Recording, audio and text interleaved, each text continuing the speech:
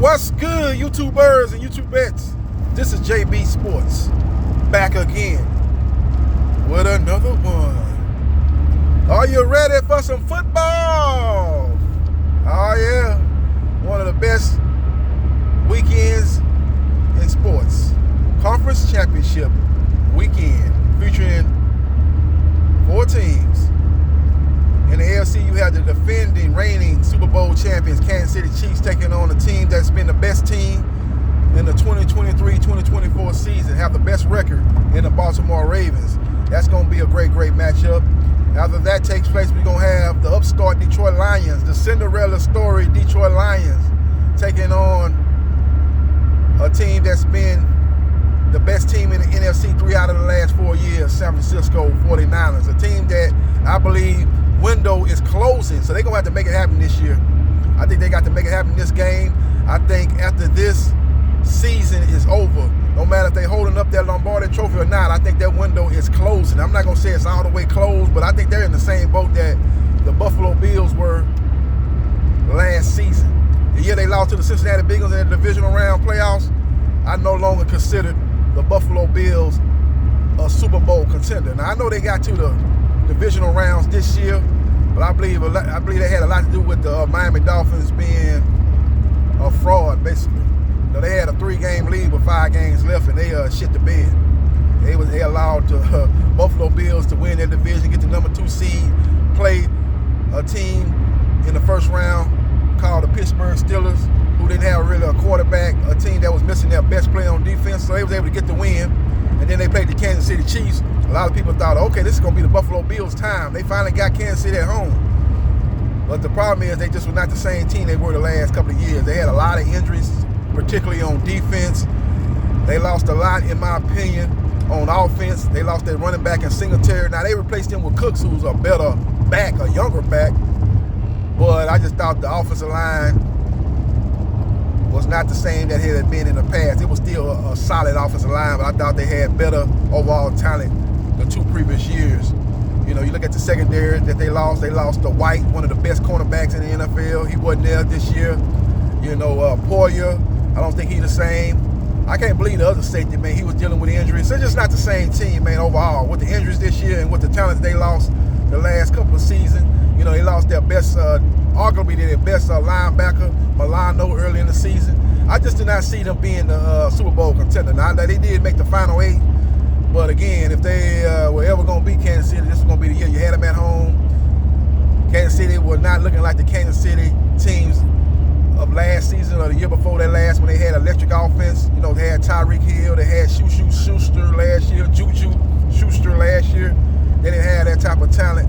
They had an older Travis Kelce. But again, they had a lot of experience, man, and I still believe that they're a Super Bowl caliber team, as they proved last year when they was missing.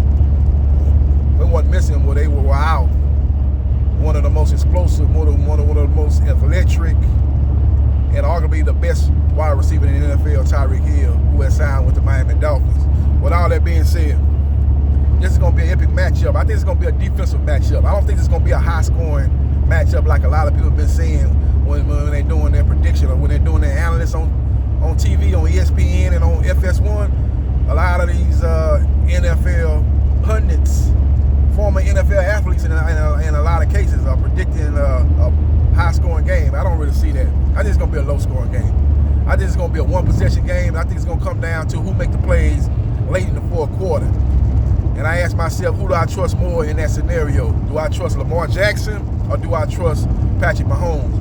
Well, when you look at Patrick Mahomes' resume, his resume is filled with him bringing his team back from behind, him taking his team on game-winning drives. Just look at the Super Bowl last year when he took his team on that game-winning drive to beat the Philadelphia Eagles, who, like the Baltimore Ravens, were the best team that season. But unlike the Baltimore Ravens, Philadelphia 76ers had issues in the secondary. They had a good front 7, good defensive line, good linebackers, but if you could block them up, you could make plays on their secondary. That's not necessarily the case against Baltimore. You might be able to block Clowney, you might be able to block Matabukwe, but you still might not be able to have consistent success against that secondary. That's the best secondary in the NFL. You got the best safety in the NFL in Hamilton. You got a top 5 safety in Humphrey. So you got 2 of the top 5 safeties in the NFL on the same team. You got a good cornerback in Spencer, number 21. He takes a lot of chances. He kind of reminds me of Diggs over there at the Cowboys. You might get him on some give and go routes, on some stop and go routes. You might be able to get him on that because he's looking into the backfield. He's trying to read the quarterback eyes and break on the ball, man. But I like that. I'd rather have that type of cornerback than a cornerback giving a lot of cushion, don't trust his instincts, and basically just trying to make sure he don't give up big plays and making and then letting his man catch pass after pass, moving the chains. I don't like that type of cornerback. I like a more aggressive cornerback that's maybe get burned here and there, but has a short memory, is going to play his game, is going to get pick sixes, is going to break up passes, is going to knock down or tip the pass, deflect the pass on 3rd and 7, and the team's got the punt, and you put your explosive offense back on the field. I'd rather have that type of player, and that's what Baltimore Ravens have in Spencer. So we will see what happens, and we will see what transpires. There's going to be a lot of interesting matchups, man. Who are the Baltimore Ravens going to put on Travis Kelce? They got a lot of options, and all of them are good. They can put Hamilton on him. Now, he can kind of box out Hamilton. Hamilton's 6'4". Travis Kelce is about 6'5", but Travis Kelce probably outweigh him by like 50 pounds. So he'll be able to kind of post him up like a basketball player posting his man up in the post. And they might be able to get some things done that way. Or if he goes against Patrick Queen, I think that's the advantage that Kansas City Chiefs are going to be looking to exploit. Patrick Queen on Travis Kelce. Patrick Queen is a good linebacker, especially against the run. He's decent against the pass, but if you have to ask yourself, what is he stronger against, the run or stronger against the pass? It's unquestionably that he's stronger against the run than he is the pass. So Andy Reid and the offense will be looking to exploit that. So we will see what happens, and we will see what transpires. When you go back and look at the Baltimore Ravens game against the Houston Texans, Dalton Schultz was able to get loose against Patrick Queen in that game. He dropped the pass, but he was able to catch a couple of passes too, man. But as good as Dalton Schultz is, he's not Travis Kelce, even the Travis Kelce that we've seen this past season. I think Travis Kelce will be able to make some plays against Patrick Queen. Maybe they go and put Hamilton on him, but he'll be able to maybe use his size advantage over him, try to box him out. So I think he's going to be a problem. He's going to be a matchup problem. I think they must run Pacheco. Pacheco must run well. If they're able to stop Pacheco, I think they're going to be able to limit the effectiveness of Kansas City Chiefs offense. So I think it's going to be a lot of different scenarios that are going to play out that they're going to decide the outcome of this game. Now, I do believe that the Baltimore Ravens are going to take Pacheco away. I don't think Pacheco is going to have the success that he had against the Buffalo Bills. The game's going to come down to, can Mahomes make enough plays with his legs and his arm to win this game? Can Kelce take advantage of the Baltimore Ravens linebackers? Can he take advantage of the Baltimore Ravens safeties? If he get matched up against Humphreys and Queens, that's advantage Kelce. If he get matched up against Roquan Smith or Hamilton, well, he might have his problem. He might not be as effective. I'm not going to say he's going to get shut down, but he might not be as effective if he's going against Queen or Humphrey. So it's going to be all about play design by Andy Reid to get those matchups in the Kansas City Chiefs' favor. So we will see what happens, and we will see what transpires. Now, as far as the Baltimore Ravens go, Lamar Jackson is Michael Vick 2.0. This guy is actually a better thrower than Michael Vick is, so he can not only burn you from the pocket, but he can burn you outside the pocket. It's going to be a lot of RPOs. It's going to be a lot of design runs. And the good thing about that, if you're a Kansas City Chiefs fan, is you've seen this last week when you took on Josh Allen in the Buffalo Bills. A lot of the same skill sets. The only difference is Josh Allen can run over you and Lamar Jackson can run by you. So that's the one good thing in their favor. They're going to face a very similar offense that they faced last week. So I think that's going to be to their benefit. And I think they're going to have more success against the Baltimore Ravens offense than the Houston Texans, with them being the number 2 ranked defense in the NFL in points allowed, only to fall behind the number 1 defense and points allowed, the Baltimore Ravens. That's why I'm saying this is going to be a low-scoring game. That's why I'm not subscribing to the opinion of many NFL pundits that are saying this game is going to be a high-scoring affair. This game is going to be a shootout. Now, you talk about that game going on after this game, Detroit and San Francisco. Now, that game might be a shootout, but this game is going to be a low-scoring game. Whatever the over-under is, take the under. Take the under, ladies and gentlemen. Take the under.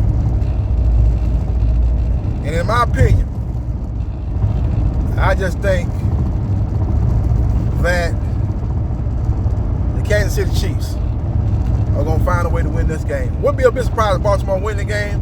If both teams bring their A game, Baltimore Ravens win the game hands down. Make no mistake about it. But I just think it don't actually always happen like that. You just got to be the best team on that day. And I just think with the experience and having the best player in the NFL and Patrick Mahomes, the Michael Jordan of this era, they're going to be tough to beat, man. I think Baltimore going to be up in the fourth quarter, 16-13. I think they're going to have a chance to get the first down to ice the game and run the clock out. I think Kansas City gets a stop, and they give Patrick Mahomes a chance to go down there and win the game.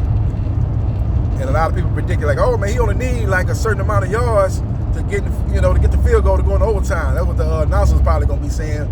But Patrick Mahomes is going to be having a whole other mindset. He's going to be thinking about going down there and winning the game. And I think he's going to take his team down there and win the game. I think he's going to hit Scantling, the guy that's been the guy that's took a lot of criticism with a lot of drop passes because he got a lot of talent. He's a guy that has the most talent actually in the receiver corps, man. When you look at him as being a deep threat, he got the size, so he can go over the middle, he can run by you. His hands are just not consistent. If he can ever put that together, he actually is Kansas City Chiefs' most talented receiver. Even more talented, in my opinion, than Rashid Rice, who's a very good, young, up-and-coming receiver. I think him and Nico Collins, who's the wide receiver of the Houston Texans, are going to be the receivers that we're going to be talking about for years to come as far as young receivers coming to take that throne that are currently held by, Tyreek Hill and we got Devontae Adams, DeAndre Hopkins still doing them things. That's the old guard. I think the new guard is going to be St. Brown over there in Detroit, Nico Collins, Zay Flowers, Rashid Rice, Tank Dell. Those guys are coming. And they're going to be ushering in a new era. So we will see what happens. And we will see what transpires. But I like Kansas City 20-16 to advance to their second straight Super Bowl, and they'll be looking to go back-to-back and become the first team to win back-to-back Super Bowls since the early 2000 New England Patriots. So we will see what happens, and we will see what transpires. Great matchup. I just like Kansas City and their experience, and I just think it's going to be a close game, one-possession game, and I think Mahomes is going to take them down there in the last minutes of the game on a game-winning drive to win that game and go on to the Super Bowl in Las Vegas, Nevada, a.k.a. Sin City. Now, the second game is going to be a game, in my opinion, that's a little bit more clear-cut. I know a lot of people are jumping on the bandwagon of the Detroit Lions. It's a great story, and they actually got a lot of talent, especially on offense. They're a good team, but the problem is their secondary. The secondary is not that good, and their pass rush is good, but they really only got one guy that's a legitimate hell raiser on the defensive line as far as getting after the quarterback, and that is Hutchinson. So if you can kind of double him and make one of them other guys beat you on the other end, I think the other guys, I barely even know who the other guy is on the other side that rushes the passer for the Detroit Lions, because you don't hear his name called when you watch Detroit Lions play. You always watching Hutchinson. You always seeing Hutchinson impact the game. Now they got a nice little nose tackle, big boy number 64. He's very stout against the run, and he can get pressure up the middle. So those are two of the best defensive linemen in the NFL. Make no mistake about it. But interior pass rushing, you can kind of limit this success too, man, because you can have a center block him, then you can have a guard help out. So you can limit those two guys effectively. Those guys going to make plays because they're good players, great players actually. But when you got a guy on the other side that really ain't no threat, I think the San Francisco 49ers are going to be able to, not be able to get out of their game plan, because Hutchinson is just wrecking shop and big boy 64 is just dominating the middle of the defense. We can't even really run our offense and run our offense consistently. I don't think that's going to be the case. I think they're going to be able to make plays. I heard that Debo's going to play in this game. He's going to be a matchup nightmare. You got a UK. He's another matchup nightmare for a secondary that gives up a lot of yards. The Detroit Lions defense is ranked number 29. And there's an old saying in the NFL, never bet on a bad defense on the road. At home, you can get away with a lot of stuff because the crowd is going crazy. You get a couple of false starts because the offensive lineman can't hear. Now you're more predictable on offense, and you first and 15 and second and 20. You know, now Hutchinson and Big Boy 64, they can pin their ears back and get after the quarterback. But when you're on the road, you don't have those type of advantages, man. You got to execute. You got to actually have players that can make plays on defense, and that secondary is suspect, to say the least. And I think that's going to be their downfall. And another thing, Goff. Goff is a quarterback that's a pure pocket quarterback. He'll kill you from the pocket, but if you can get pressure on him, if you can hit him early, he's a different quarterback. He becomes average very, very quickly. And I think that's going to be a problem.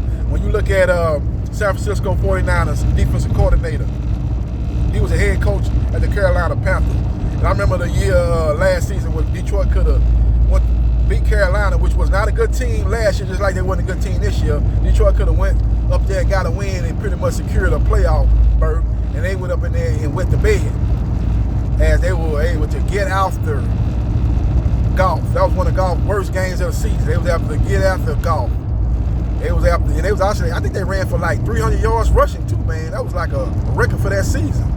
Man, they ran for damn near 300 yards against that Detroit Lions defense. And a lot of those players on that defense from this past season is on the defense that's going to be playing the 49ers this Sunday late afternoon. So it's going to be interesting, man. It's going to be interesting. It's going to be very interesting, man. I just think that the 49ers win this game. I ain't going to say they're going to blow them out, but I think they win this game 34-21. I think they win this game, pretty comfortably, man. I'm thinking that Detroit's going to hang around. They're going to be in the game, but it's going to be one of them games where San Francisco 49ers are going to be in firm control throughout this game. So we will see what happens, and we will see what transpires. Now, Detroit Lions have some weapons on offense. I'm not trying to sell them short. They got the best running back duo in the NFL in Gibbs and Montgomery. They have, they got some good wide receivers. Them and the Green Bay Packers go like 4 deep in wide receivers. I talk about St. Brown, but they got St. Brown. They got Williams. They got a couple other guys that can burn you, man. They like 4 deep in wide receivers. They third or fourth receiver will be a lot of teams' first and second receivers. They third or fourth receiver will be Carolina Panthers' first and second receivers. They are very deep. Same thing goes for the Green Bay Packers. They go 4 deep in wide receivers. And the thing about the Packers receivers is their receivers are actually younger than Detroit Lions wide receivers. The Detroit Lions got some young wide receivers that haven't yet entered their prime either. So I'm looking for them two teams to really battle each other for years to come, man. That's why I think this window is closing rapidly for the San Francisco 49ers. They're an older team. They looked old in this past week against the Green Bay Packers, man. They actually should have lost that game. You look at Werner, you look at Greenlaw. Greenlaw young, but Werner, he getting up in age. You look at Bosa. Bosa got his money before this season. He don't seem to be playing to the level that he played before he got his money. He's still young, but he's not, he's not young like a Hutchinson, put it like that. I think he's probably in his late 20s. He's got a lot of wear and tear, had a lot of injuries that he has dealt with. He don't seem to have the burst off the ball that he had last year. So he's, in my opinion, on the back nine of his career as far as being that all-pro defensive lineman. You got guys like Armstead been around. I like Ward in the secondary, but outside of that, there's nothing special in that secondary. So they just a team that really needs to make it happen, man. A team that's been in the NFC Championship game 3 out of the last 4 years. They're a team that when they played the Kansas City Chiefs in that Super Bowl, 4 years ago, 3 or 4 years ago, they were up 20-10 late in the fourth quarter.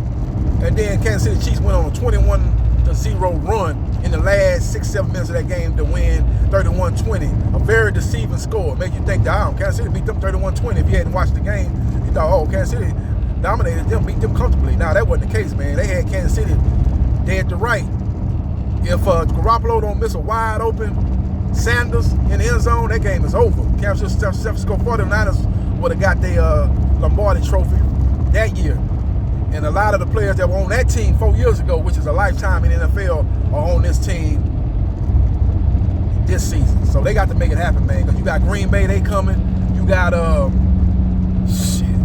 You got Detroit, that ain't going nowhere, young team. If Atlanta get them a quarterback, they gonna be right there, very young squad.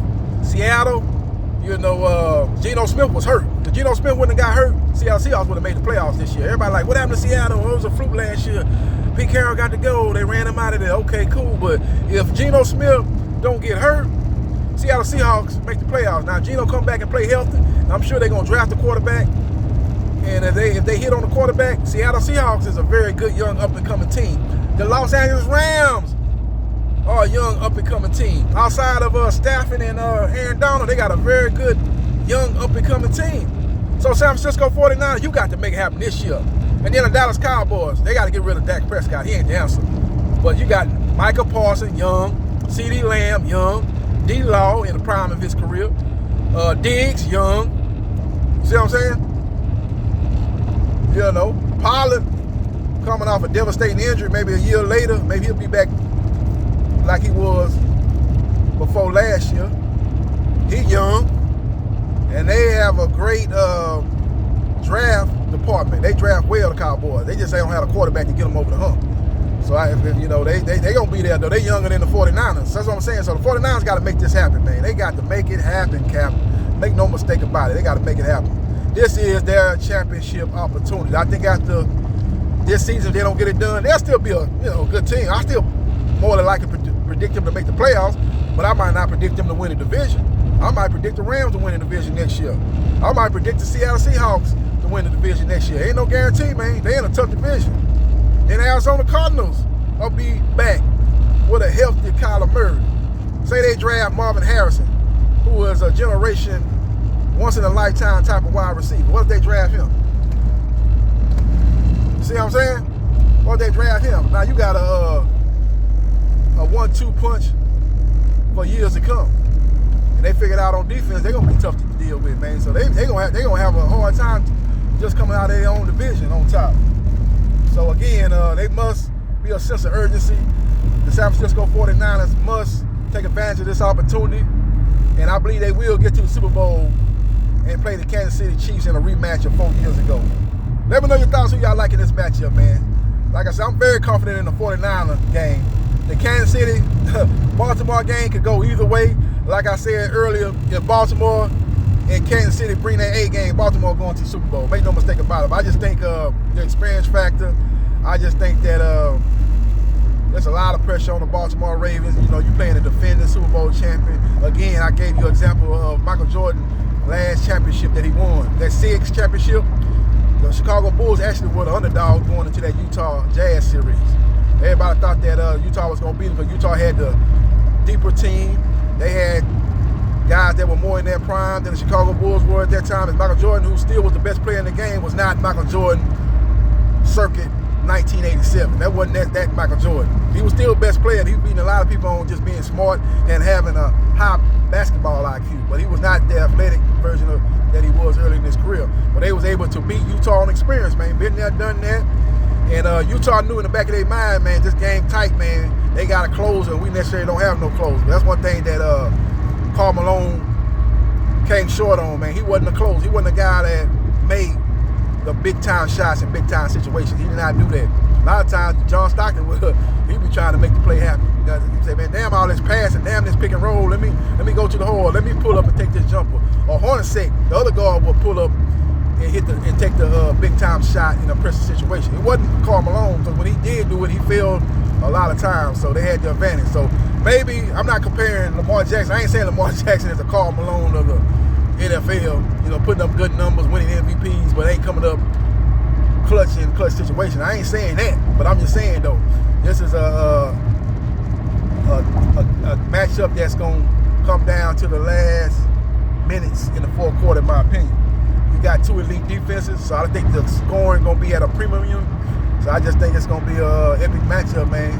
And you look at the fact that they got arguably the greatest defensive mind in the NFL history in Spagnuolo as Kansas City Chiefs defensive coordinator. He will come up with a plan to slow down that Baltimore Ravens offense, prolific offense, as well as a young gun and Michael McDonald. Oh yeah. Taking it to the street. Yeah, Michael McDonald. Yeah, he's a young up and coming. It's just a matter of time before he get a head coaching job. He's done a great job with the Baltimore Ravens defense. He got a lot of talent to work with, but he's got that defense playing at a historic level. And I think they will limit Kansas City Chiefs offense. As great as Patrick Mahomes is, I don't see him having a huge amount of success putting up a lot of points against that defense. I don't see it happening. Don't see it happening at all. I think he's going to have to make timely plays when the plays are there to be made. He's going to have to make those plays. And when they get in the red zone, he's going to have to get touchdowns instead of field goals. And I think that's going to be the key. I think Baltimore going to move the ball at times, but I think they're going to settle for field goals. I think Kansas City, when they get down there, I think they're going to make enough plays in the red zone to get in the end zone. I think they're going to be able to score touchdowns. While Baltimore Ravens going to be settling for field goals. Another thing that Baltimore Ravens going to really have to watch out for. Andy Reid knows Baltimore going to do a lot of blitzing. And the way to beat the blitz is screen passes. And Kansas City Chiefs are one of the best screen teams in the NFL. You know, when Andy Reid was the head coach of the Philadelphia Phillies, how about to say Philadelphia Eagles? I named all three of the major sports teams in Philadelphia. When he was the head coach of the Philadelphia Eagles, they were one of the best screen teams in the NFL. So that's what they're going to be using to burn the blitz of the Baltimore Ravens. Quick screens to Pacheco, quick screens to Edwards-Helaire, quick screens to Rasheed Wallace, quick screens to Travis Kelce. They're going to be looking to do that and slow down that Baltimore Ravens blitz. So we will see what happens, and we will see what transpires. Now, as far as the Baltimore Ravens have a great group of receivers. Odell Beckham Jr., you got Zay Flowers, who, like I said, is going to be one of those receivers that's going to be ready to be trying to take over that throne as a top receiver in the NFL. You know, the next several years, I think you're going to be looking out for guys like Zay Flowers, again, Tank Dell, Nico Collins, Rashee Rice, you know, guys of that caliber. You got Watson over there with the Packers, you know. You still got to probably include our UK. He's one of the few young players that San Francisco have at the skill position. You know, UK, those guys going to be looking to stake that claim as the top receiver in the NFL. With all that being said, Kansas City Chiefs have two shutdown corners, McDuffie and Snead. You know, the two, if you talk about right corner and left corner, who have the best right corner, left corner combination in the NFL, Kansas City Chiefs, they got to be at the top of that list. I don't see nobody better. You know, you could have put Miami up there with Ramsey and Howard, but Howard been banged up this past season. Ramsey is not the same player he was 2 years ago. Not the same player. He's lost a step. So I don't see nobody in the NFL better than that combo of Snead and McDuffie.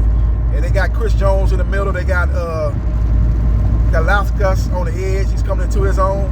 It's going to be a good matchup, man. It's going to be a good matchup. It's going to be a good matchup. It's one of the matchups where I can see Kansas City defense saying, man, everybody talking about the Baltimore Ravens got the #1 defense.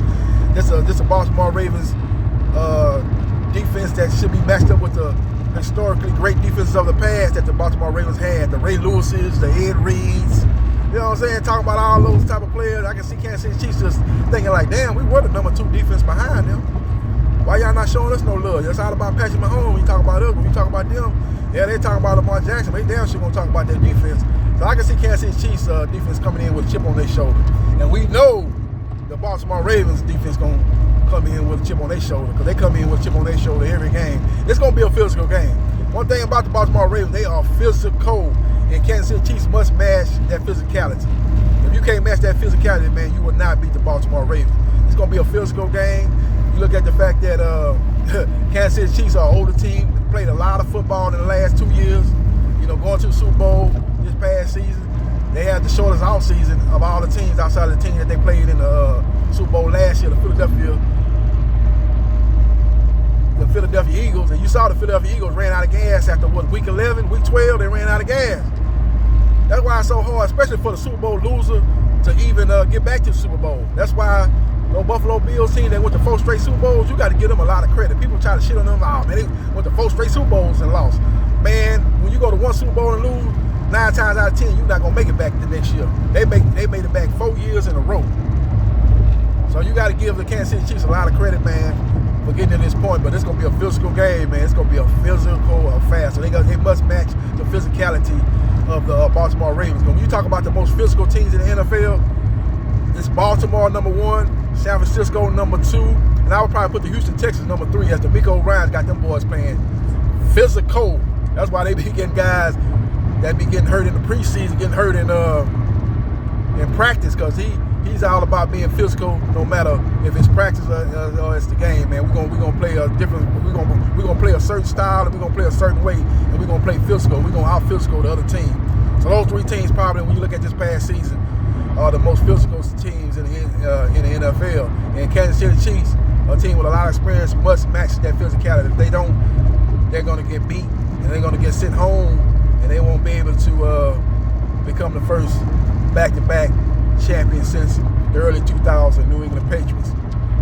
Let me know your thoughts, man. Who y'all like in this particular matchups? I like San Francisco, and I like Kansas City in a Super Bowl rematch of 4 years ago. Let me know your thoughts on who you like in this particular matchup. And follow me on Facebook, Gerard Briscoe. Like, share, and subscribe to JB Sports. The man, the myth, the legend. And I holla.